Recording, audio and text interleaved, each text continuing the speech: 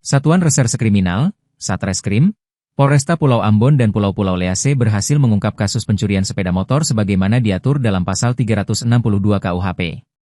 Modus pelaku yakni memasarkan hasil curian melalui Facebook Marketplace. Kasat Reskrim Polresta Pulau Ambon dan Pulau-Pulau Lease, Kompol Andro Yuan Elim, menjelaskan pengungkapan ini berdasarkan laporan polisi nomor LP-B02I 2026 SPKT Polsek Teluk Ambon Polresta Pulau Ambon Polda Maluku, tertanggal 1 Januari 2026. Motor hilang dari garasi di Hatiwe Besar. Kasus ini bermula dari laporan korban bernama Stefano Yones Lakatua, 36, warga desa Hatiwe Besar, Kecamatan Teluk Ambon, Kota Ambon.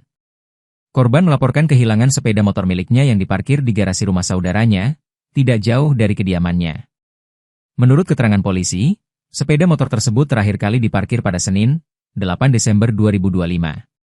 Namun saat hendak digunakan pada Kamis, 11 Desember 2025 sekitar pukul 12.30 WIB, motor tersebut sudah tidak berada di garasi. Temuan tersebut membuat korban segera melapor ke Polsek Teluk Ambon. Pengungkapan kasus ini terbilang unik.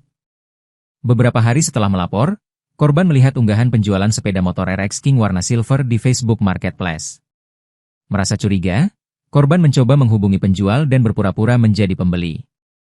Korban bahkan menawar motor tersebut seharga 14 juta rupiah dan membuat janji pertemuan di Indomaret Air Salobar. Saat bertemu, korban membawa BPKB dan STNK asli miliknya. Situasi sempat memanas dan terjadi adu mulut antara korban dan pemegang motor yang diketahui bernama Bru Ripeti.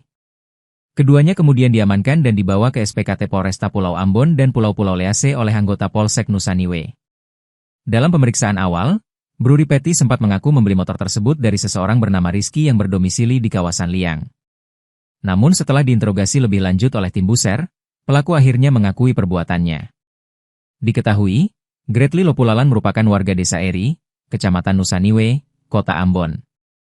Dari hasil penyelidikan, motif pelaku adalah mencuri untuk menguasai dan menjual barang milik korban demi keuntungan pribadi. Saat ini, pelaku beserta barang bukti telah diamankan dan diserahkan kepada unit Reskrim Polsek Teluk Ambon untuk menjalani proses hukum lebih lanjut sesuai ketentuan yang berlaku. Polisi mengimbau masyarakat agar lebih waspada saat memarkir kendaraan dan berhati-hati dalam transaksi jual beli kendaraan melalui media sosial, serta segera melapor jika menemukan indikasi tindak pidana.